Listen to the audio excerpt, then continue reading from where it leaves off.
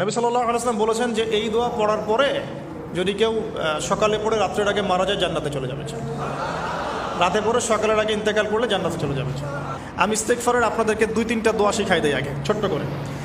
এক নাম্বার, যারা একটু পড়াশোনা করেন মাশাআল্লাহ তারা এইটা পড়বেন, সাইয়্যিদুল ইস্তেগফার। সাইয়্যিদুল ইস্তেগফার আমার সাথে বলবেন, আল্লাহুম্মা আনতা রাব্বি লা ইলাহা ইল্লা আনতা খালাকতানি আনা আবদুক ওয়া আনা আলা আহদিক ওয়া ওয়া'দিকা মাস্তাতা'ত আউযু বিকা মিন শাররি মা সানা'ত আবু'ু লাক বিনি'মাতিকা আলাই ওয়া আবু'ু বিযানবি ফাগফিরলি ফাইন্নাহু লা ইয়াগফিরু যুনুবা ইল্লা আনতা।